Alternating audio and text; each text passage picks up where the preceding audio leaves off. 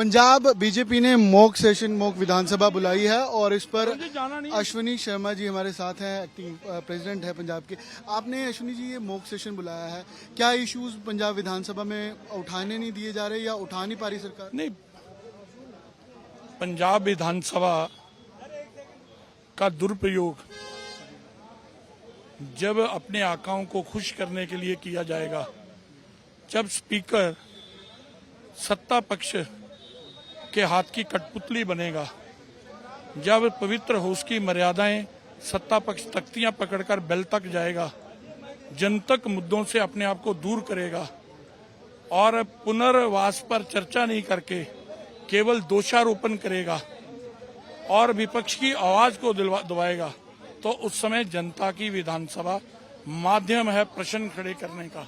इनमें हिम्मत है, प्रश्न खड़े किए हैं, उसका जवाब दें कि रंजीत सागर डैम को समय पर पानी की निकासी क्यों नहीं की गई, क्यों 527 मीटर तक पानी को जाने दिया, 523 पर धीरे धीरे पानी क्यों नहीं छोड़ा गया, कौन सी वो ताकत थी जो रोक रही थी पानी छोड़ने के लिए। इसलिए पठानकोट से लेकर अमृतसर तक जो बाढ़ आई है उसका अगर कोई दोषी है, कुदरत नहीं, मान और आपकी सरकार है। इसी प्रकार पंजाब के अंदर जो बाढ़ आई है, समय रहते ये बताएं, मानसून से पहले बाढ़ प्रबंधन के लिए और दूसरियों की रिपेयर के लिए, नहरों से गारा निकालने के लिए कितनी मीटिंग्स हुई।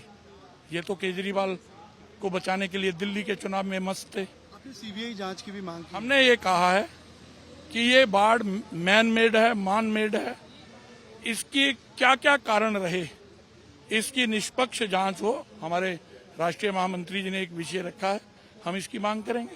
एक डीसिल्टिंग को लेकर या और रिलीफ फंड को लेकर वो बीजेपी को बोलता है कि सेंट्रल सरकार सीएजी तो झूठ नहीं बोलती ना। आप देखो, इस सरकार में तालमेल नहीं है, आपस में सब कुछ अच्छा नहीं है।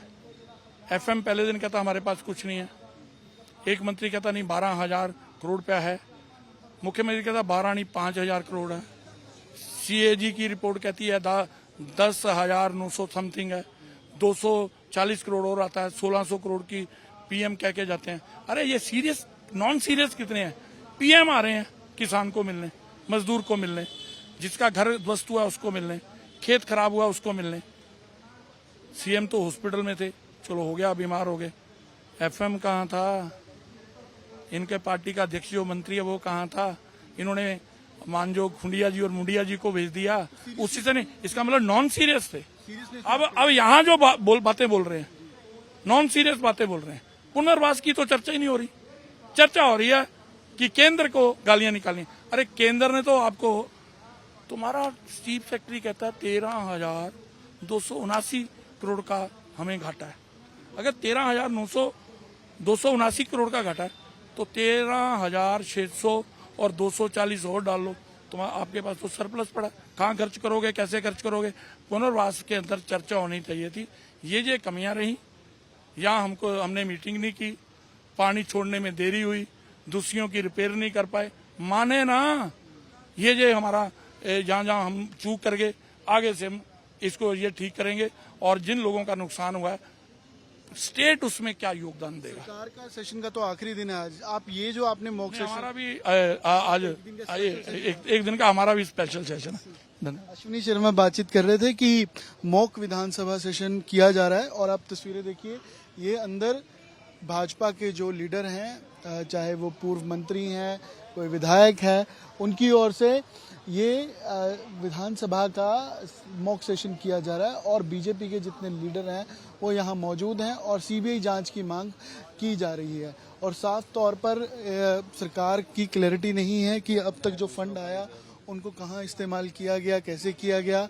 और इसी को लेकर आप देखिए, ये जैसे विधानसभा पंजाब की है कि स्पीकर मौजूद रहते हैं, वैसे ही चरणजीत अटवाल आपको ऊपर स्पीकर के तौर पर, फॉर्मर स्पीकर हैं, अकाली दल के लीडर थे लेकिन अब बीजेपी में हैं, तो वो इस मॉक विधानसभा के स्पीकर बनाए गए हैं।